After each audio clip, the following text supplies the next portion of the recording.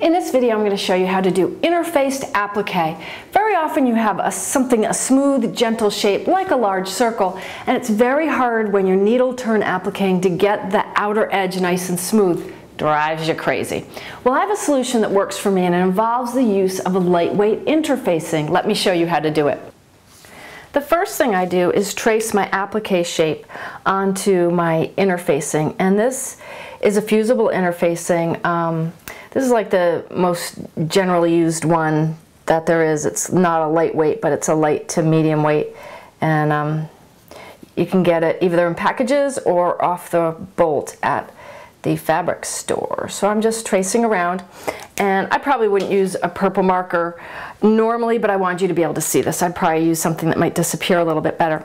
Then the next step is, gotta find my scissors, is that you just trace around this, and like maybe ½ inch or something. It doesn't matter, we're gonna be cutting it away anyway, so don't like take a whole lot of time on it because you're just gonna be undoing the effort. Now you'll notice that the interfacing has, if you haven't worked with it before, it has sort of a flat side, I guess, and then it has a side that's nubbly. This has got bumps on it, and you can feel that, and that bumpy side is what would be the glue. And so what you're going to do in order to do your applique is you're going to take your fabric that you're going to turn into a circle, a perfect circle, and then this is kind of counterintuitive sometimes, but you're going to place this on top your interfacing so that the nubbly, which is the sticky, is to the fabric. When you think about it, when you then turn it right sides out, it's going to make the whole circle sticky to your background. And if you don't get that now, don't worry. Once you go through one of them, it'll make sense in your brain. So the next step is to sew. I've sewn this one all the way around. I've tried to stay on the line. The neater you can be, the better your circle is going to come out. And now all I'm going to do is trim 1/4 inch all the way around the circle.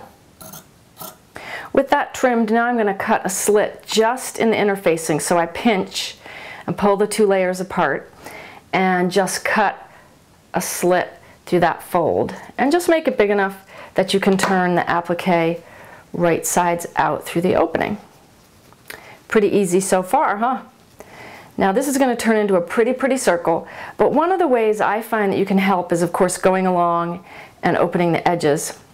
And this is when you can see why you don't want to use anything permanent that's of any kind of a color that's going to show through. I can see this dark. Now this marker I used washes out, but still, why have to go to that trouble? But I just wanted you to be able to see it.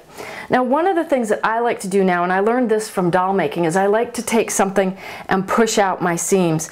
This is the I have a wonderful tool from doll making that has a perfect edge, but I moved, and it's one of those things I just can't find.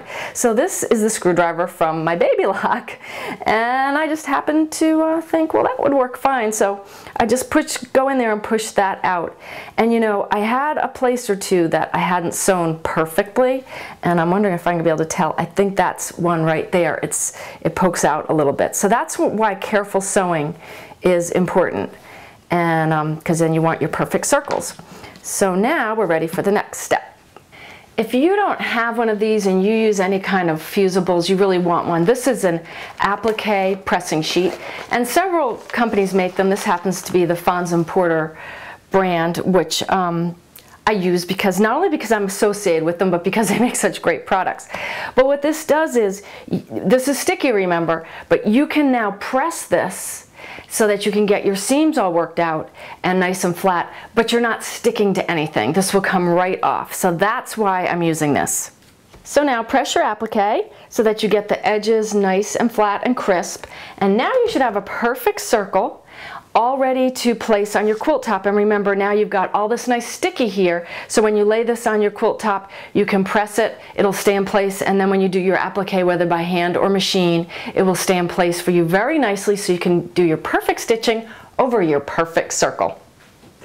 For more videos like this, visit QNNTV.com. I mean, lots more videos.